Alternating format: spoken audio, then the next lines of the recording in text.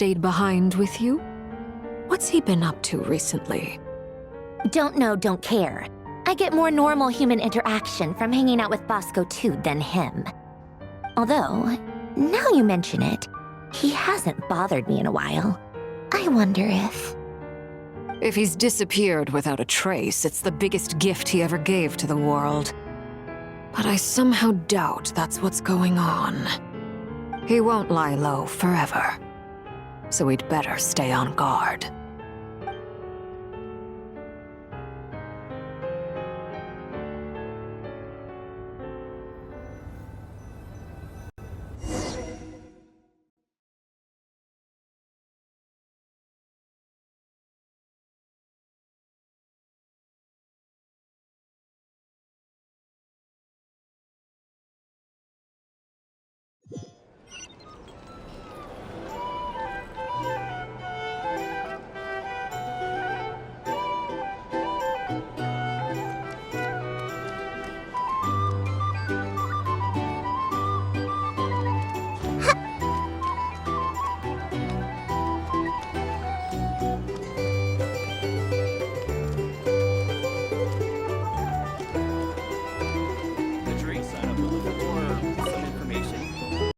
I'd be happy to oblige. How have you been holding up?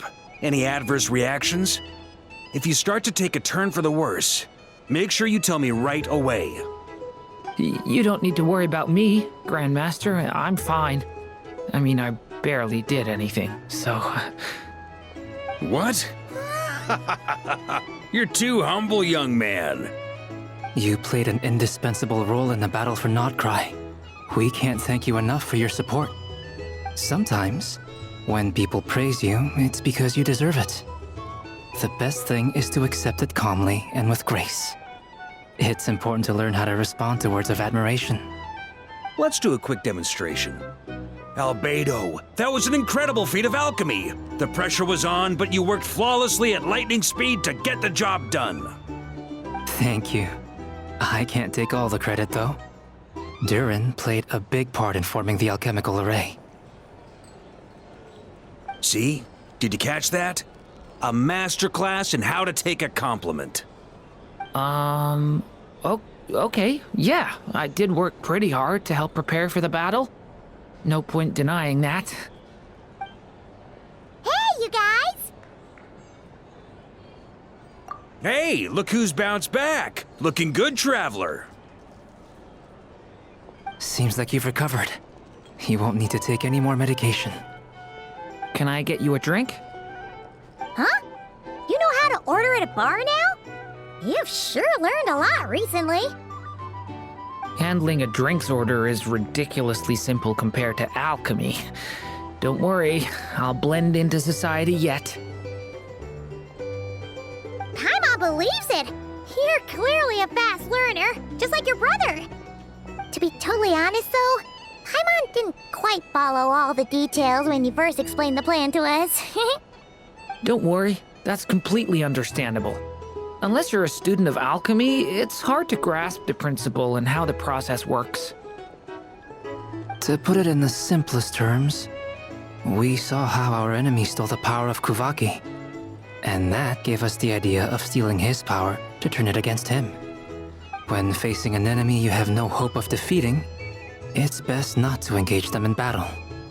So, instead of looking for a way to overpower him, we decided to help Columbina get strong enough to at least stand up to him in a fight. For this to work, we had to analyze his modes of attack, confirm who his main target was, and make sure that he wouldn't go beyond the range of the alchemical array. For added security, we prepared a total of 4 arrays. But to mitigate the impact of the battle, we identified one location in particular as the ideal spot, which is where the confrontation took place. The alchemical array absorbed his abyssal power. Then Durin processed it to render it usable by Columbina. That power enabled her to do what would otherwise have been nigh on impossible. What surprised me was that Dainsleif actually agreed to join us. Given his history with Rerir, he had every right to sit this one out. But we're extremely grateful for the decision he made. It must have been a painful choice to make. but I'm sure that making a decision was far better for him than staying in limbo. Absolutely. He was torn between two paths, but in the end, he made his choice and stuck to it resolutely. He doesn't strike me as the sort of person who'd stay trapped in limbo for long. Anyway, however you cut it, everyone gave a stellar performance. And now, it's time to kick back and celebrate.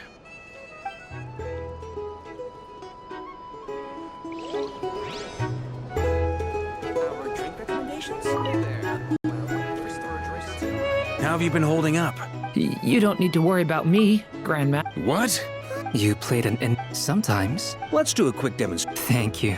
See? Did you catch that? A masterclass? Hey, you guys! Hey, look who's bounced back! Looking good, traveler! Seems like you've Can I get you a... Huh?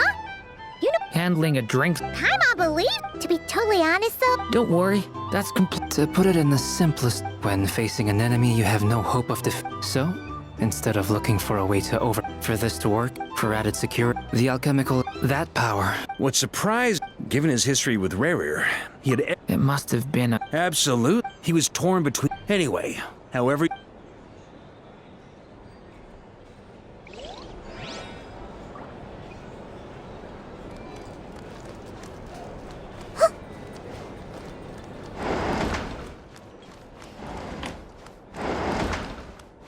It's so noisy here. In my day. Here to sign up.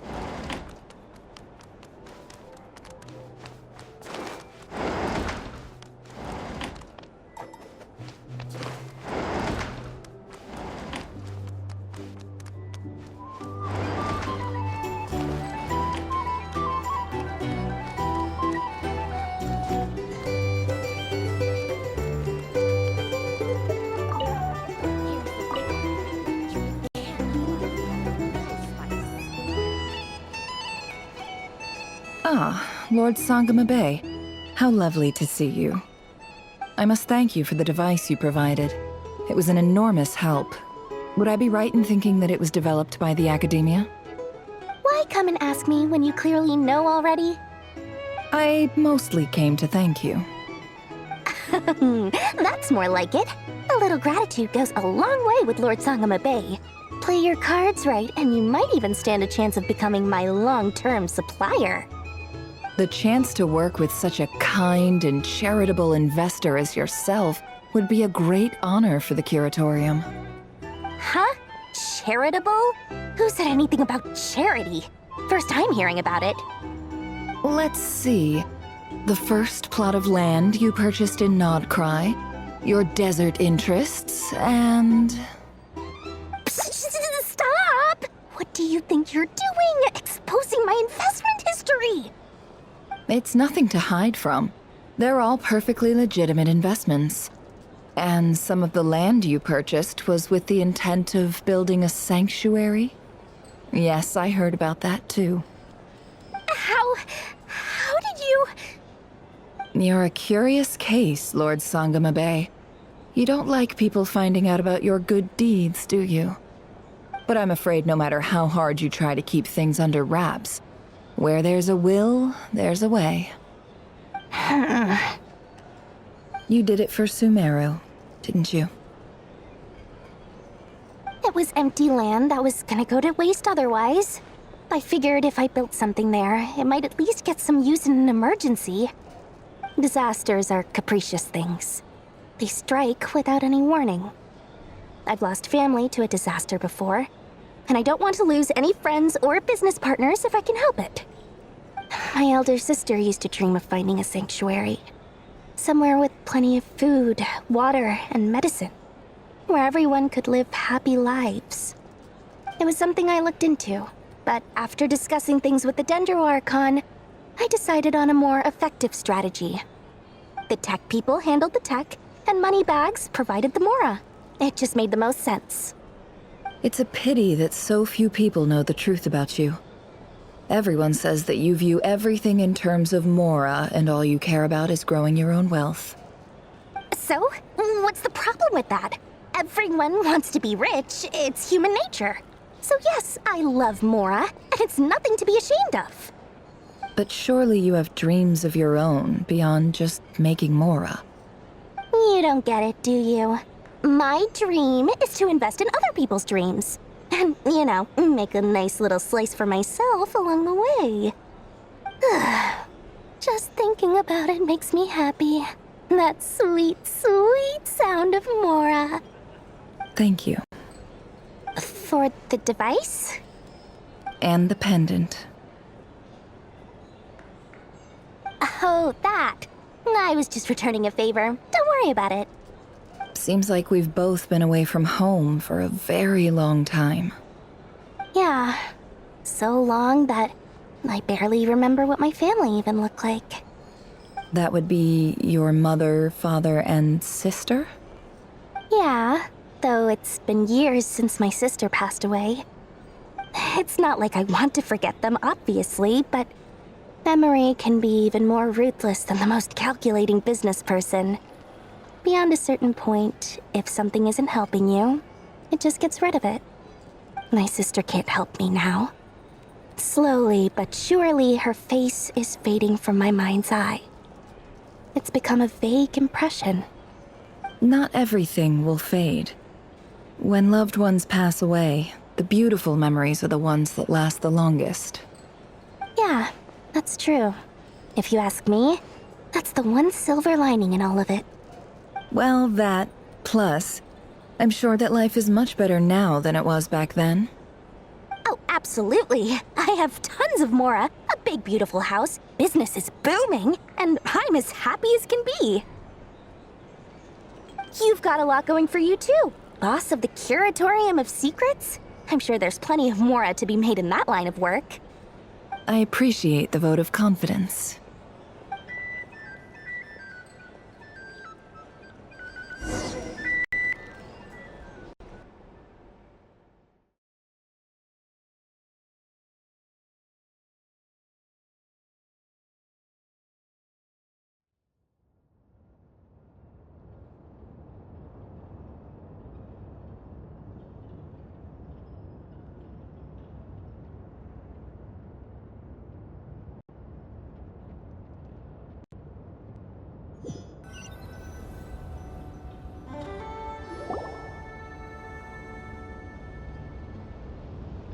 That's the only reason you're here. Yes. I've thought a lot about it. And I've realized that you, me, and Arlecchino should be friends. I think this is very important. So I felt I had to come and tell you. Well, this is a new one. I'm so moved. I can't even hold my teacup. If that's all, you can leave now. Do you not want to be friends with me? Or is it that you prefer being coworkers? What is this, Columbina? Are you deliberately testing my patience threshold? Right now, my politeness module is active. But if you say another word, I swear I'll shut it down.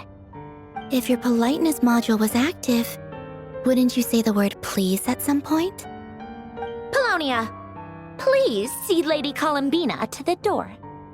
Will you still invite me to your next tea party? What? Yes, I think you will. Bye-bye, dear Sandrone.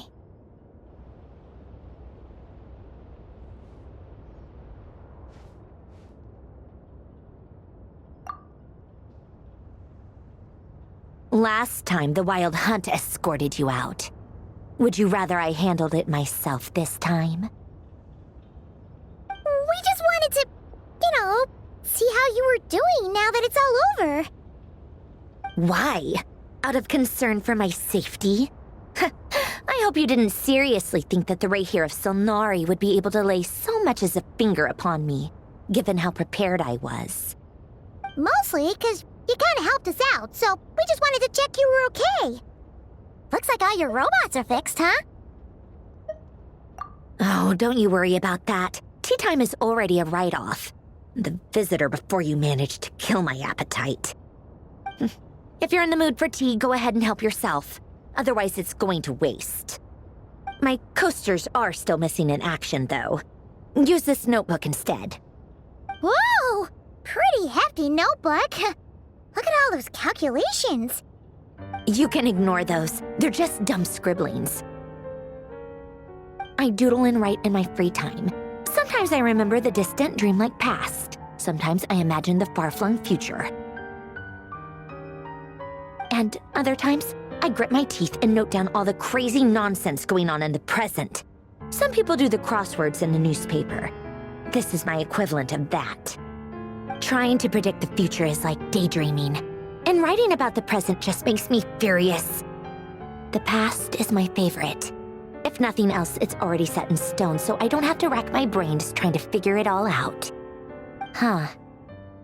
Although, having said that, the only vaguely interesting memory in my past is probably that guy they call Lord Artificer. Who else? Pretty much all the mecha and Fontaine are his personal handiwork. Wait, are you saying you know him? Like, personally? As a friend? I mean, I guess we were friendly enough. Yep. In fact, I'm probably the only normal person left who knew him at all. We used to chat occasionally back when he was still around. Before he passed away, he asked me to destroy all his manuscripts. I honored his request, but I did read through everything first before destroying them. I mean, I couldn't let the genius of Lord Artificer Alain Guillotin disappear like that. Would have been such a waste. So, that's where the formulas in your notebook are from? I just told you, those are my equivalent of crossword puzzles. They're just dumb formulas that I solve for fun when I'm bored. Alain's work was like epic poetry. The formulas in my notebook are just silly little riddles in comparison. Not that there's anything bad about them. I mean, at least, solving those riddles isn't going to hurt anyone. Except me, 'cause I lose a few brain cells in the process. Anyway, while we're on the topic, I might as well tell you about what happened to him and his friends. Alain Guillotin had two close buddies, René and Jacob. They spent their childhood years together in the Narzissenkreuz Institute. They were all quite competitive, so there was some rivalry between them, but it was a friendly rivalry. But beneath the friendship and the rivalry ran something deeper, a sense of nostalgia for the past. Unfortunately, childhood would end. The prophecy would come true, the apocalypse would arrive, and the future would never be. A mad dream that would normally only capture the minds of lunatics began to take root in their hearts. A dream of saving the world. And if René and Alain had been people of lesser wits, that dream would probably have ended up as something for them to joke about in their older years. But alas, they were some of the sharpest minds around. They nurtured that dream with the full power of their intellect, and it grew into something that ate away at their souls. The first of them to fall under its spell was René. Against Alain's wishes, he persisted in experimenting on a mutual friend of theirs to try and save their life. Alain did not approve and parted ways with René. It's complicated. Alain wanted to believe that René only did what he did for the sake of their friendship. But when he told me about what happened, I could tell he still had some suspicions about René's motives. Perhaps the seed that would grow into a nightmare had already sprouted in René's mind. Even then. The next time they met, René's soul had been completely engulfed by the dream of salvation. His futile attempt to change the tide of fate only resulted in a wave that swallowed up the world, even before the apocalypse came. And although that wave died down eventually, I hear that it just recently came back with a vengeance. As I understand, René wanted to live out his dream of salvation once more. But I'm told that the attempted resurgence finally died out for good. At long last, René awoke from his deluded dream. Though of course by then it was far too late. What do you think of René? Do you admire his transcendent genius? His view that any price was worth paying to achieve the lofty goal of saving the world? Or do you despise him? Dismiss him as an evil madman who wrought havoc on the lives of everyone around him as he pursued his delusional dream? Same difference, really. Just a matter of perspective. Really? I can't tell whether that's because you disapprove of his deeds or because he failed. Or maybe you have some other reason. Renee no longer exists in this world, and the dream he started went on to be realized by someone else. I don't like fanatics who give up their whole lives for their ideology, nor do I like fools who let their delusions take control.